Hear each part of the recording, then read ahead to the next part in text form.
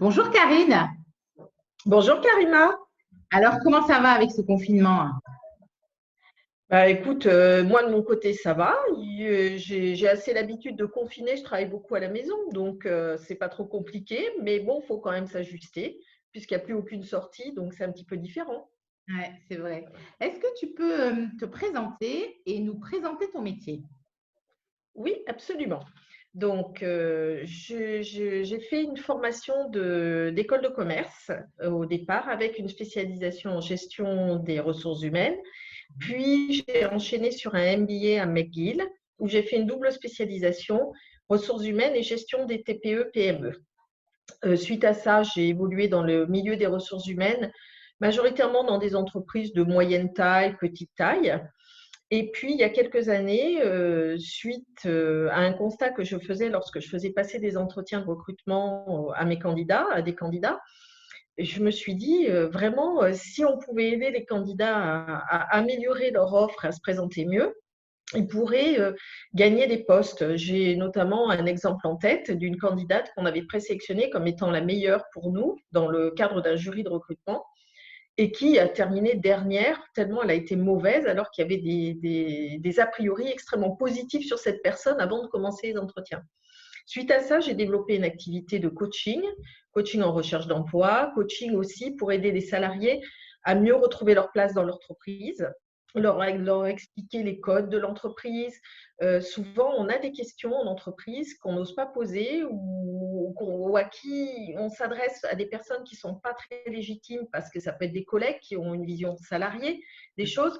Donc, j'ai développé cette activité d'intermédiaire entre les employeurs et les salariés, à la fois dans un volet coaching et accompagnement au repositionnement professionnel. D'accord. Est-ce que c'est vrai qu'on se disait en échangeant ensemble, au moment de la préménopause et de la ménopause, on est souvent en mi-carrière et parfois on est assujetti soit à des envies de changement de boulot, soit à des licenciements. Enfin, c'est une période qui peut être faite de mouvements comme ça professionnels. On se disait voilà, que ça peut être intéressant de développer autour de ça. Est-ce que tu peux nous en dire un peu plus?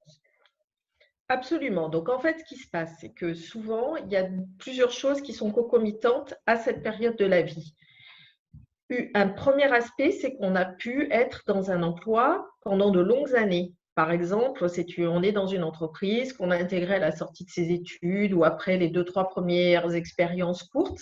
Et ça fait un certain temps qu'on est dans ce poste-là.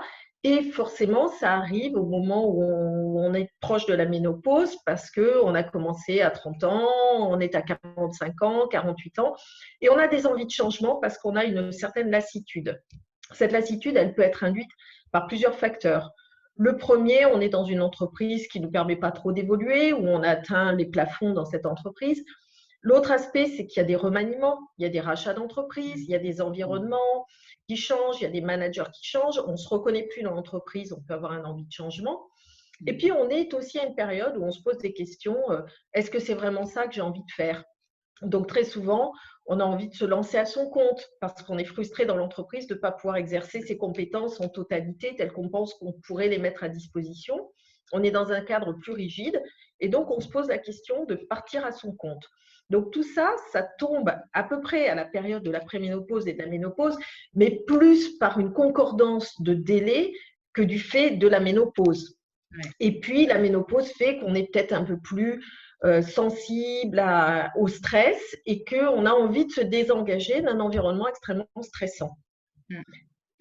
Et c'est vrai qu'on se disait aussi, dans cette période de confinement aussi, hein, c'est une vraie période d'interrogation sur la question professionnelle.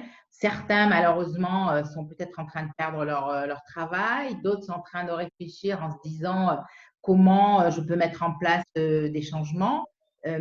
Comment on peut gérer toutes ces phases de changement pour que ce soit en fait positif pour soi?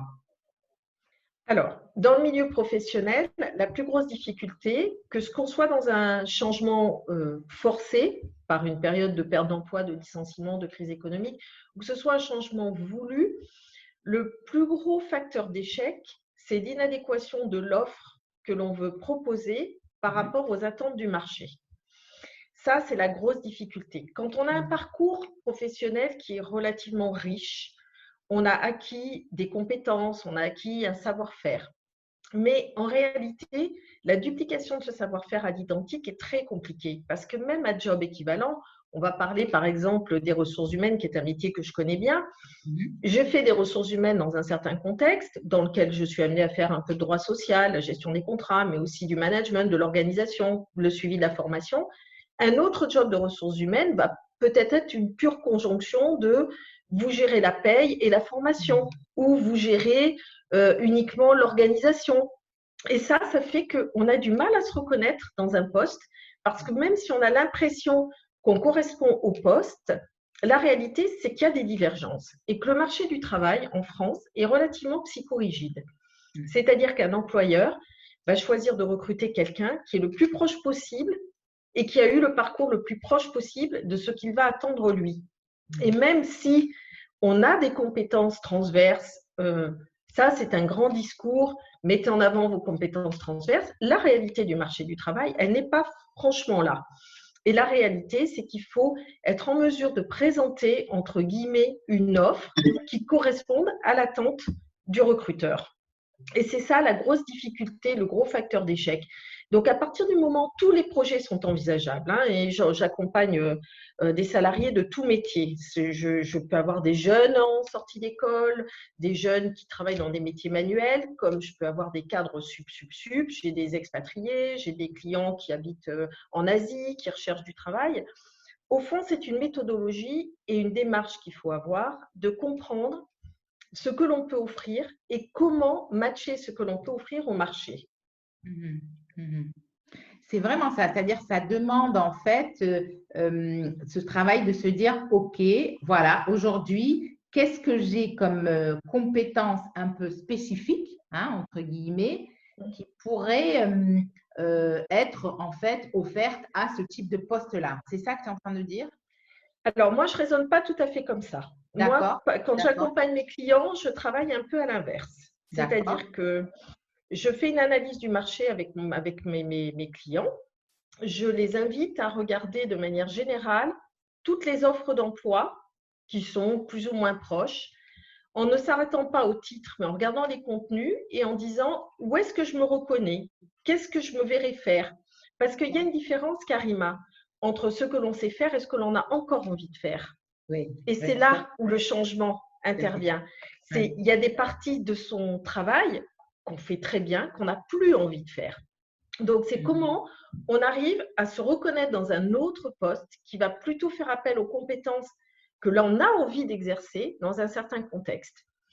À partir de là, donc, on identifie ensemble des postes potentiels et on essaye de mettre en phase les compétences que l'on a, l'offre que l'on a, donc son offre marketing de soi-même. Comment est-ce que je vais mettre ça en avant pour pouvoir répondre aux besoins de ce type de poste? Alors, parfois, ça va induire une petite formation, mais moi, je ne pousse pas du tout à la formation parce que je pense qu'à la ménopause, même si c'est très intéressant de se former, ce n'est pas ce qui va faire basculer un employeur si on veut retrouver un nouvel emploi. Parce qu'il ne faut pas oublier que la reconversion professionnelle, c'est un petit peu ça aussi le problème. Il faut vraiment la travailler très en profondeur parce qu'il y a une différence. Bon, si par exemple, on va parler de quelqu'un qui est responsable des ressources humaines, qui décide de faire une formation de naturopathe et de se mettre à son compte en tant que naturopathe. Bon, ok, elle n'aura pas besoin de se vendre à un employeur, elle aura besoin de se vendre à ses clients, de sa légitimité. Mais admettons que cette personne en ressources humaines se dise, mais moi finalement, ce qui me plaisait, c'était de faire du marketing. Donc, je vais faire un master de marketing et je vais me proposer. Il ne faut pas oublier qu'on restera un junior dans la fonction et un senior dans l'attitude. Et ça, qu'on le veuille ou non, ça va poser des problèmes. Donc, il y a vraiment un parcours à travailler pour faire une évolution progressive avec des étapes. Par exemple, pour certains de mes clients qui veulent changer de métier, on fait les choses par étapes. Je leur dis, on va prendre un premier job qui va faire la moitié du chemin et vous allez garder ce job 6 mois, 1 an, mais ça va vous donner la légitimité pour pouvoir atteindre le job final que vous souhaitez. D'accord, d'accord. C'est par étapes en fait, c'est-à-dire si on est sur un changement, on va dire à 360 degrés de son métier habituel, c'est une possibilité aussi de pouvoir atteindre le boulot de ses rêves ou le boulot dont on a envie par étapes, en fait. C'est ça que tu dis. C'est ça. Par exemple, tu vois, je vais te donner un exemple sur les ressources humaines. Bon, admettons, tu es dans ton job de ressources humaines où tu gères essentiellement le droit social et la formation. Et tu as vraiment envie de faire du marketing. Ben, ce que je recommanderais, c'est d'essayer de trouver une première fonction de ressources humaines qui va intégrer la communication interne et le marketing un peu digital à destination des salariés, tu vois. Et cette première étape va te donner une forme de légitimité, va rajouter une cartouche marketing à ton profil qui va te permettre ensuite d'aller sur un poste qui soit plus marketing, moins ressources humaines jusqu'à atteindre ton objectif, tu vois. C'est ce type d'exercice que je préconise à mes clients pour atteindre les objectifs qu'ils souhaitent atteindre. Parce que, tu sais, il y a toute cette idée de on peut tout faire, ce qu'il faut mettre en avant, ce sont vos compétences. Mais la réalité, c'est que est-ce que toi, si tu devais embaucher, tu embaucherais quelqu'un juste sur le pari qu'elle va être en capacité de faire sans t'apporter l'expertise? C'est peu probable et il faut comprendre ça du marché du travail. Donc, ça s'adresse, on le gère. Et pour mes clients, ça se gère tout à fait. Je les aide vraiment à se positionner sur soit des secteurs d'activité nouveaux, parce que ça va jouer aussi. On va dire, ah, vous étiez dans l'agroalimentaire, ah ben moi, je ne suis pas dans l'agroalimentaire, donc vos compétences, elles sont très bien, mais vous ne connaissez pas mon secteur d'activité. Donc, je vais articuler une démarche avec mon client sur comment faire des parallèles dans les métiers sur lesquels on veut aller, comment faire des parallèles sur le contenu de fonction pour essayer de focaliser sur les points de convergence. Oui, c'est-à-dire c'est comment faire des transferts en fait d'un savoir-faire qu'on a acquis pendant des années et comment on peut le transférer à ce nouveau métier ou à cette nouvelle expérience qu'on va acquérir. C'est ça. C'est ça. Et c'est à la fois dans le côté pratique, comment je vais transférer, mais surtout dans la communication. Et oui. Comment je vais le faire comprendre à mon interlocuteur. D'accord, d'accord. Est-ce que, et dans c'est vrai que sur cette période plus spécifique, on avait aussi envie, quand on a échangé, hein, de pouvoir donner comme ça peut-être quelques règles ou quelques bonnes règles pour augmenter ses chances de recherche d'emploi pour les femmes qui sont peut-être à sortir du confinement, qui seront dans cette situation-là, quoi.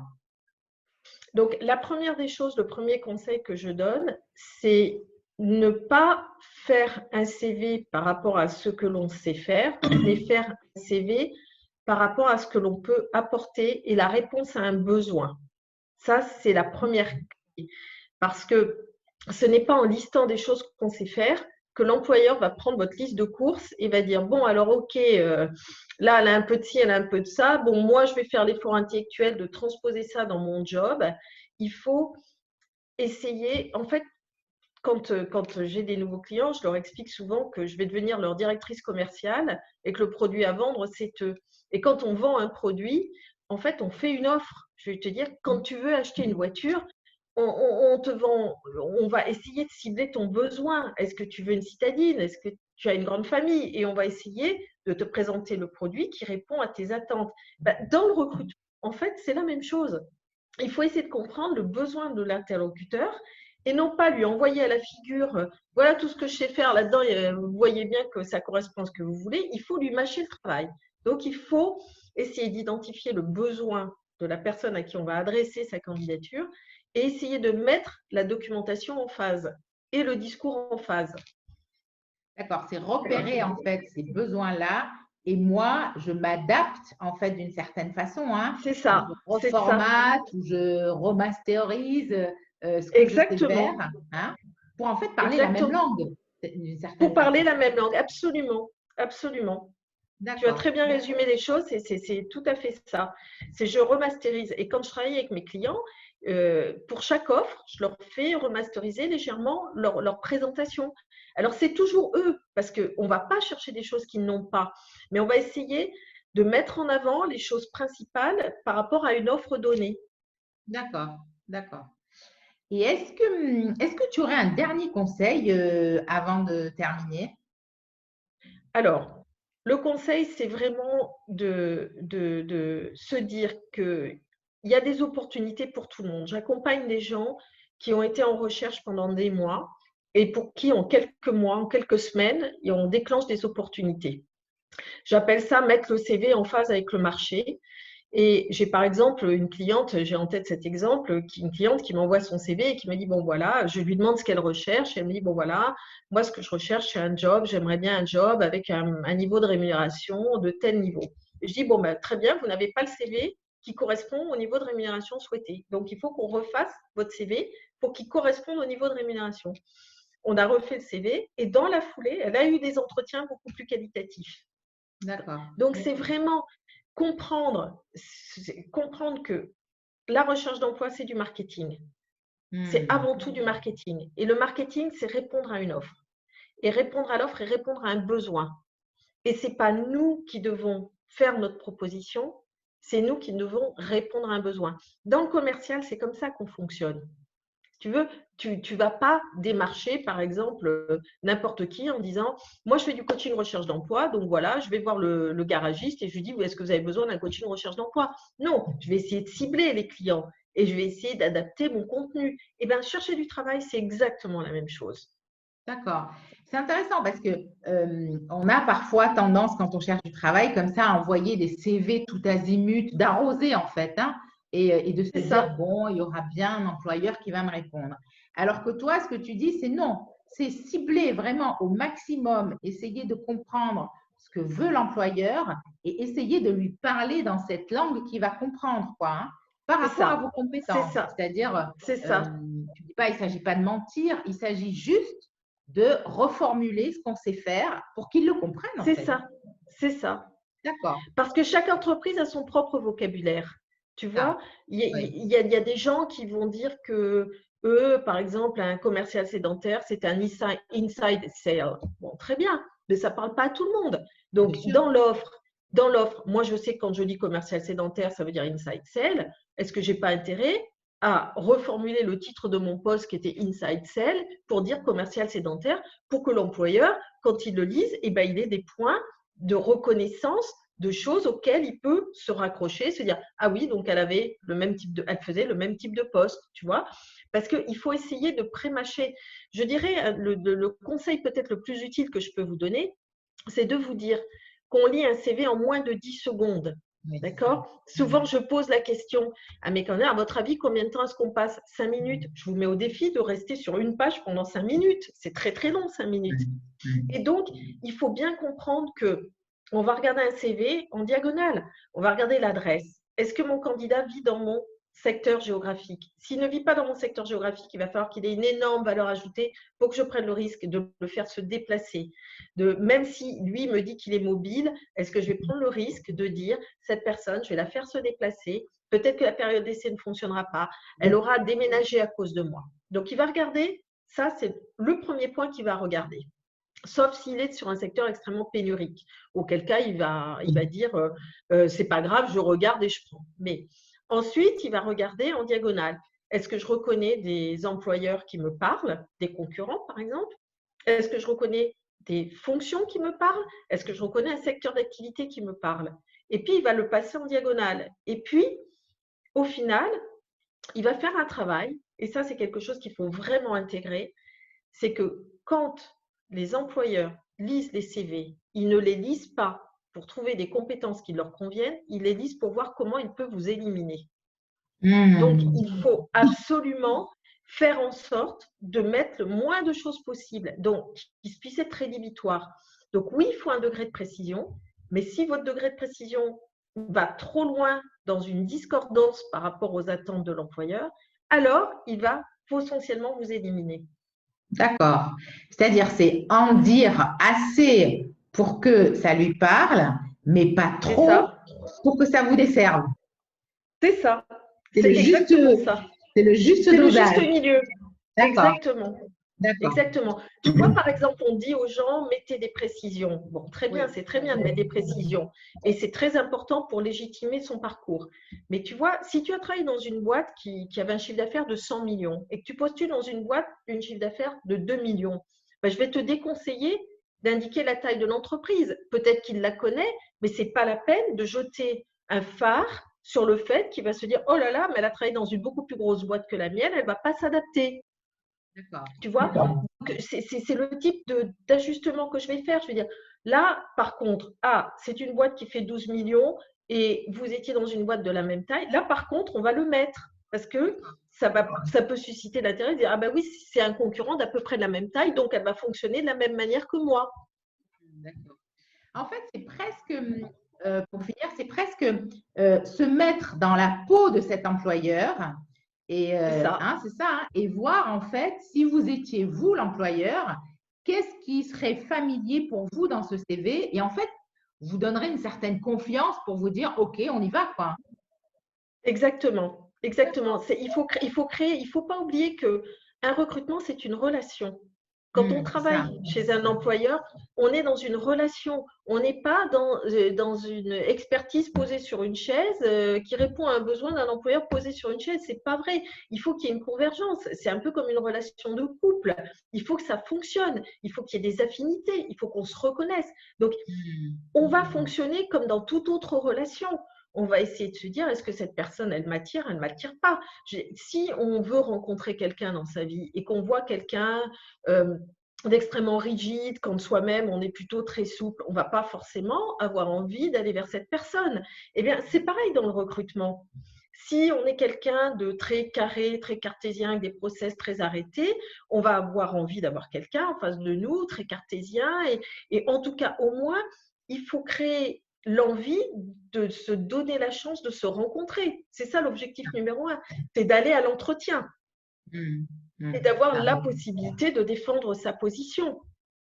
Ce qui ne veut pas dire qu'au final, ça va forcément marcher, mais il faut déjà donner envie. Et c'est ça l'étape première, c'est l'étape qui est la plus frustrante parce que c'est ce que me disent mes clients, c'est déjà, je n'arrive pas à avoir des entretiens.